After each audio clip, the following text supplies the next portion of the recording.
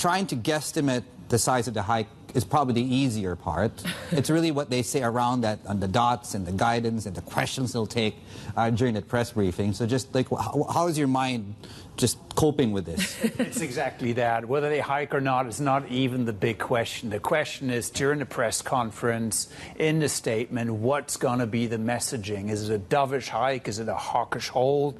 Right? It's really about the messaging around the market's already pricing in 25 basis point hikes. So the path of least resistance is to deliver the hike and then to control the messaging around this. And I think that's what they're going to focus on. So we have a 25 basis point hike, and then we say, look, guys, from here on out, we're going to observe exactly how, financial conditions evolve over the next few months. And guess what? Another hike is on the table, but we make it dependent not on economic data, but really on how the financial sector evolves. So remember, we're data dependent on economic data when it comes to inflation. Now we're dependent on really how we see financial conditions evolve, and I think that's going to be the message. But they're between a rock and a hard place, make no mistake here.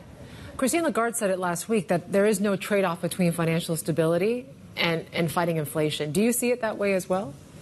There isn't really, right? And as a central bank, you can have a little bit your cake and eat it too. And I know people say immediately, no, you can't. But really, from a central bank's perspective, you have policy rates which you address inflation with, inflation expectations with, and you have all sorts of other types of tools to help stabilize financial conditions. You lend freely into banks. You have the discount window. You have new tools, right? So you provide the liquidity. So in that sense, that you can, in the short term, really have both. You manage both. Of course, in the extreme, you have to cut rates at some point if financial stress gets too large. But we're not in that stage yet. Yeah. We are really just in that micromanagement phase, and I think they've actually done a pretty good job so far in doing just that.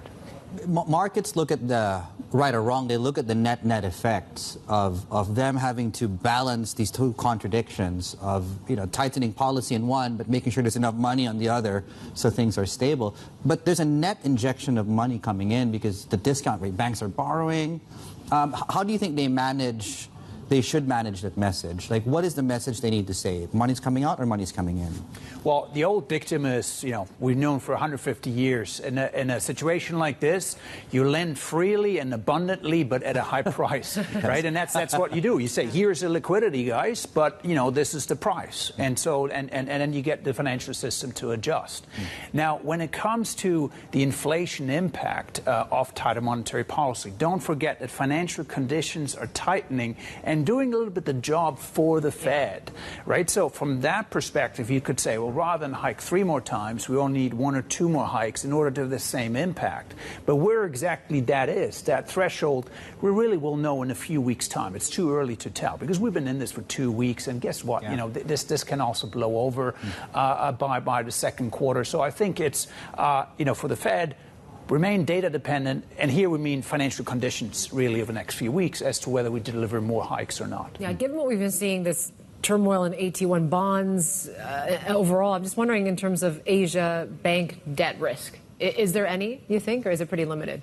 It is much, much lower in Asia. In fact, we have slight differences in the way the banks operate in Asia. They're much more liquid. They have much more liquidity. They're less dependent on short-term market financing. And so you actually see interbank rates in Asia remain much more stable than we saw in Western markets. Liquidity is still fairly solid here. And I have to say, going into this episode, the absolute level of capital, the absolute level of liquidity in Asian banking systems have never been as strong as it has been now, right? This is not what we saw in the run-up to global financial crisis or even in the 1990s. And that gives us that buffer. And ultimately, one thing also that differs in Asia from the rest of the world is that we never had the inflation shock. And so we never had the rise in local interest rates to the same extent that you had in the U.S.